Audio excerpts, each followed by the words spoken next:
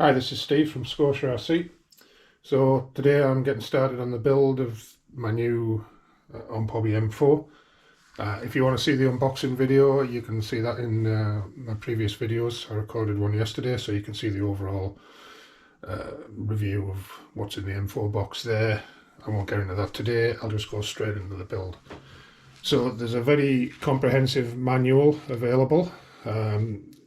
I've got a preliminary copy here. The final version should be ready, if not by the time this video is published in the next few days. It's very detailed, it's got some great build tips. I really encourage you to read it through, get a good understanding of each of the build stages before you start. Make sure you've got the right tools, right Loctites and things. So the first stage is you set up the cyclic servos, you put the arms on the cyclic servos and install the cyclic servos on the servo rack. On each stage of the build there's a contents bag. So on this one we need bag number M4 101 and bag number M4 102, and these are all really clearly marked, so you can't go wrong. Make sure you've got the right bags for the stage you're building. Make sure the content of the bag is correct as described on the list, and away you go. So I'm just going to empty these bags out.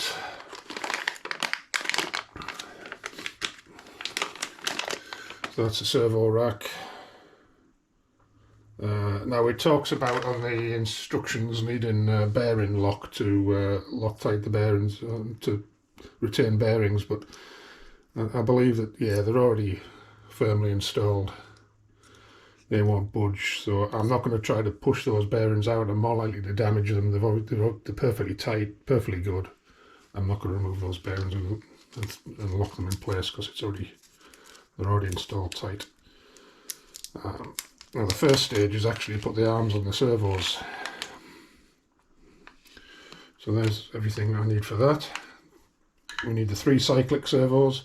So these are the servos marked C. So DS2312C, C for cyclic, and the tail servos marked T. So make sure you've got the cyclic servos because they are different.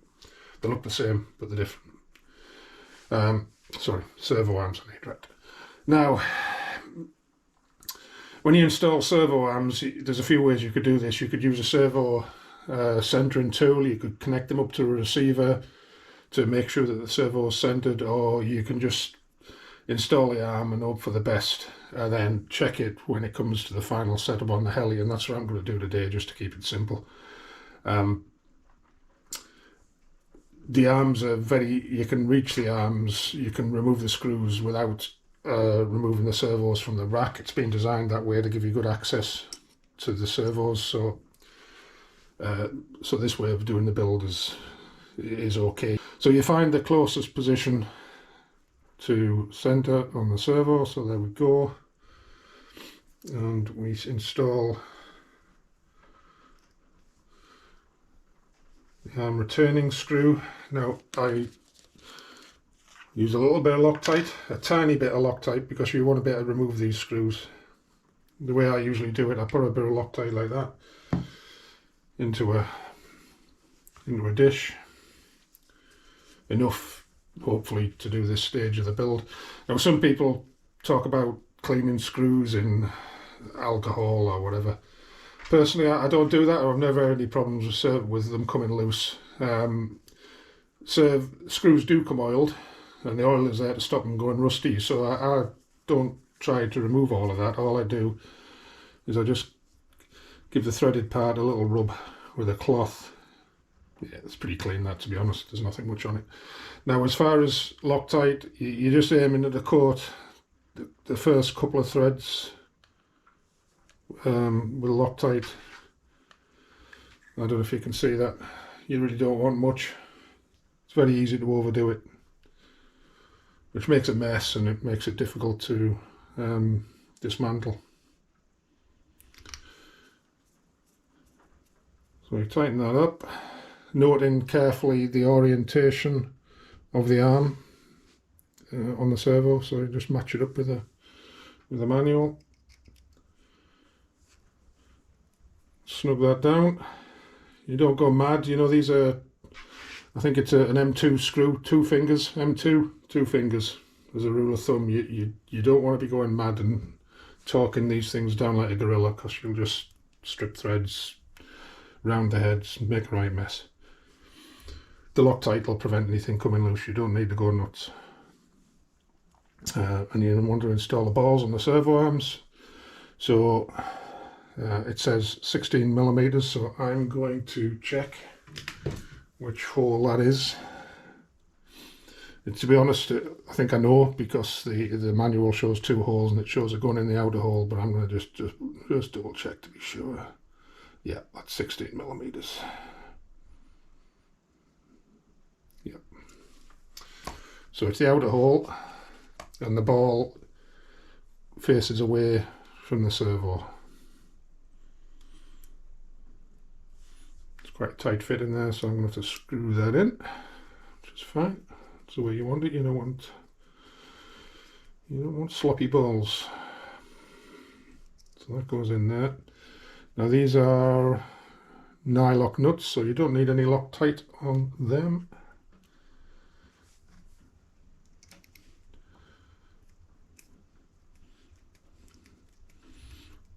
So that you can just hold it by hand until it sort of snugs, and then, yeah, some people have thoughts about using pliers to hold nuts, but these are smooth face pliers, so they won't do any harm. And just snug it down again. 2 fingers more than enough. You don't want to go nuts. And that's that. So that's one done. I won't bore you with all by doing all 3 servos, because they're all exactly the same. It's a symmetrical servo layout, so the arms go the same way on each servo. Keeps it dead simple. So see you back in 5 minutes after I install the other arms. Okay, that didn't take long at all. Couple of minutes work. That's all 3 servo arms on. Screws Loctited. Balls don't need Loctite, remember, because they've got nylock nuts. Now comes the time to install them on the servo rack, as it's called in the manual, which is a beautiful little piece of machining. So the servos each go on. Make sure you get them the right way around. So the arm goes to the top. The top of the rack is the end with a hollow on the top. So the servo goes this way with the arm at the top, and the arm, when viewed from the top, pointing clockwise, and they all go in that same orientation. So retained by 2 screws, 1 screw each end of the servo. Again, just clean the threads. Again, that same small amount of Loctite on the first couple of threads. No more. And goes a screw, and it's as easy as that. Again, 2 fingers, 2 fingertips, it's all you need. Don't go mad. Forever hearing about people stripping the heads on screws, and it's usually just caused by applying too much force, too much torque to these tiny screws. The other thing, of course, is use a good quality set of drivers. I should have said that right at the beginning. Buy the best drivers you can afford. These are MIPs, MIPs, which are, in my opinion, about one of the best around. I do believe OMP are going to be bringing out a range of good quality tools. And as soon as they're available, we'll be stocking them. So there you go. Same thing, and there's 1 servo installed, easy as that. Again, I'll cut off, you don't need to watch me install all 3 servos. It's very straightforward and repetitive. Okay, thanks. So a couple of minutes later, that's it. All 3 servos installed. You can see they're all the same orientation, arms pointing clockwise when viewed from the top.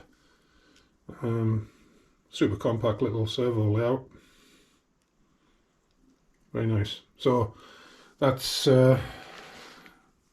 page 5, the first build stage of the manual complete. On to the next stage. So the next stage is the tail servo assembly. So this assembles it to its mounting brackets again. You've got the part, the bag number named here, so that's bag 103, which is there, which got your servo arms and the little mounting brackets for the tail servo. Right, it's not dissimilar to the previous installation.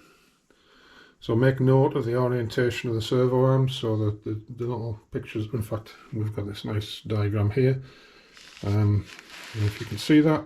So the servo wants to be offset. Now again, I'm going to install it best I can here. Now there's no guarantee that when I power this up that it won't turn, but we'll sort that out later once I get it hooked up to the fly barless controller. So that's the servo on, and let me put the retaining screw on. Same drill as last time. We'll wipe with a cloth on the threads only, and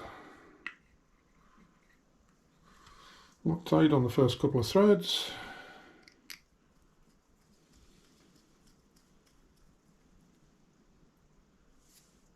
Two-finger tight. Fine. Now the ball orientation here is underside, so the ball is inserted from the bottom.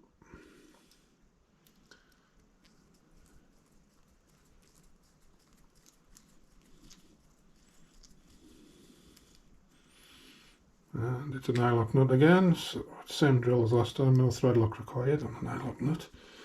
I know people say that if you put thread lock on it cracks the plastic and all of this. I don't think actually with these grades of plastic it would. Certainly nylon isn't affected by Loctite, but you don't need it, and no point using it if you don't need it. So okay, again, 2 fingers, snug it down. That's the arm on. Again, it's 16mm, so it's the outside position. And that's that. Now the next part is that these are the little brackets. They attach the servo to the frame. So the side with 3 holes goes towards the servo.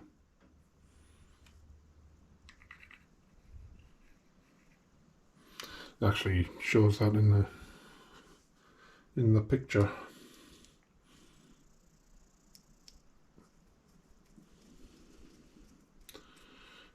So again, same amount of Loctite, snug it down.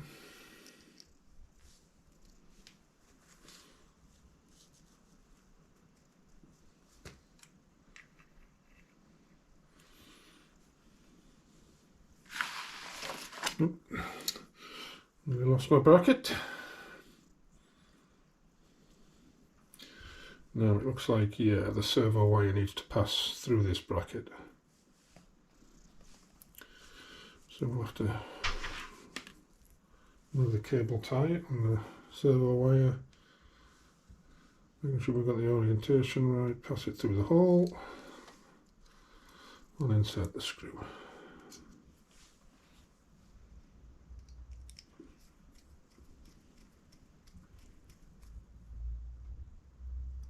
Done. So that's both servos mounted.